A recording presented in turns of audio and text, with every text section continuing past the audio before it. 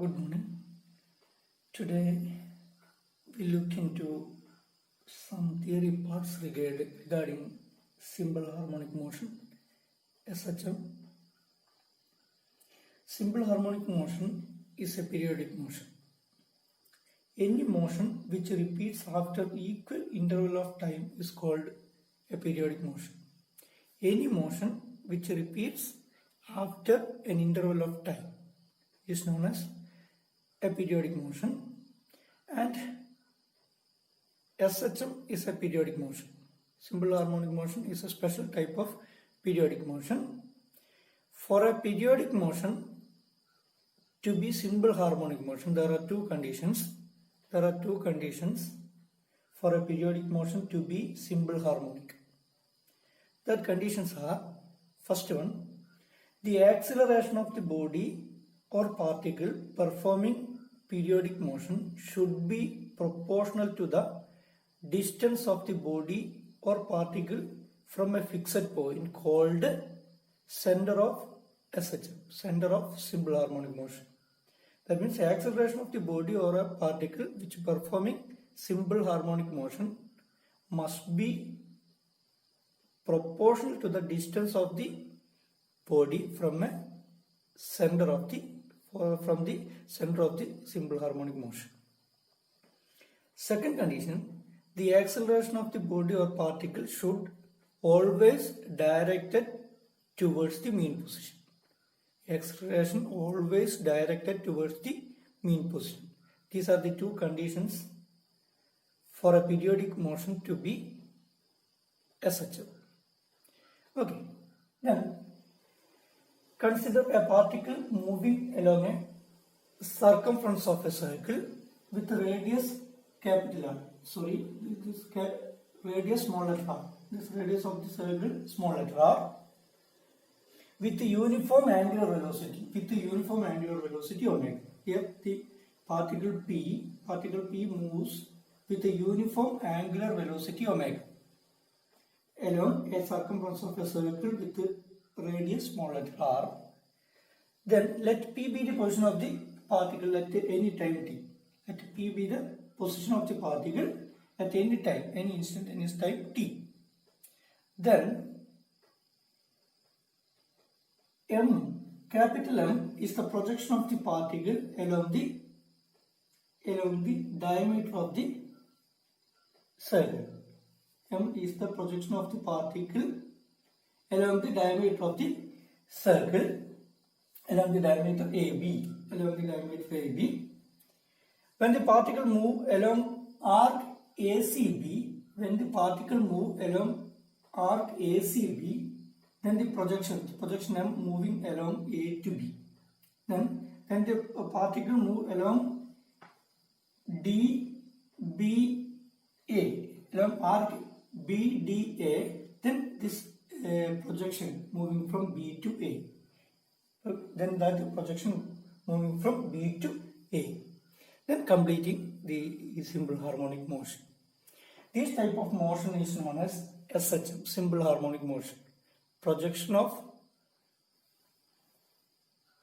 a particle moving along a circumference of a circle, then the projection of that particle along its diameter is an SHM. Example for SHM. Okay. Then we can derive some terms in SHM. First, here we consider the time. Time is equal to 0 here. When time is equal to 0,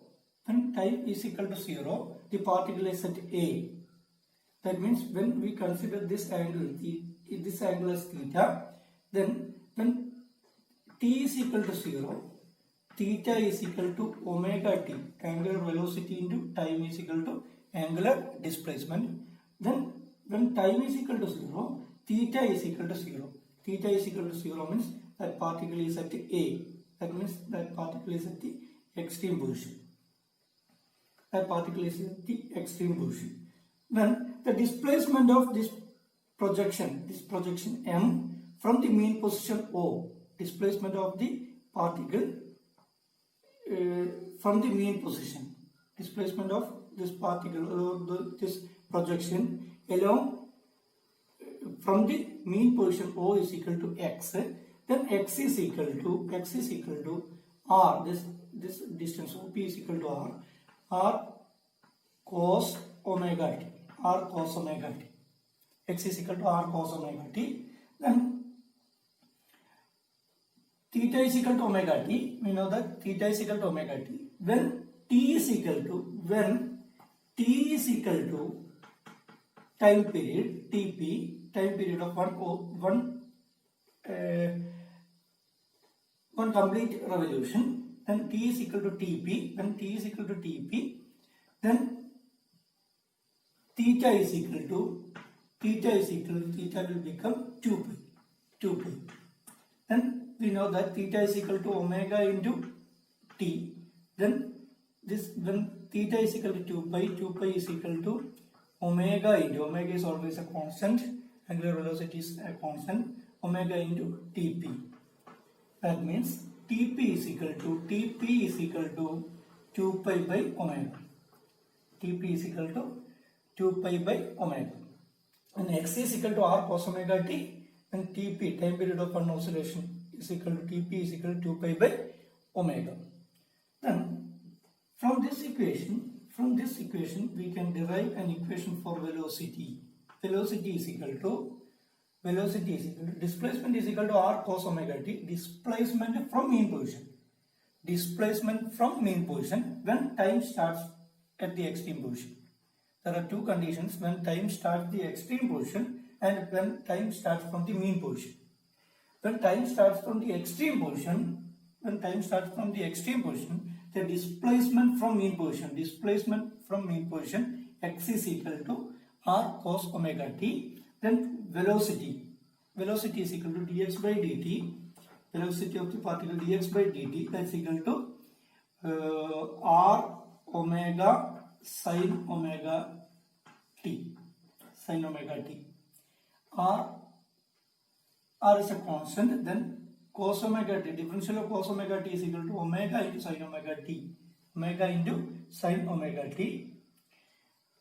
With respect to velocity is equal to this one. Then that's equal to r omega into sin omega t is equal to, or sin theta, from this right angle triangle, sin theta is equal to Pm by OM.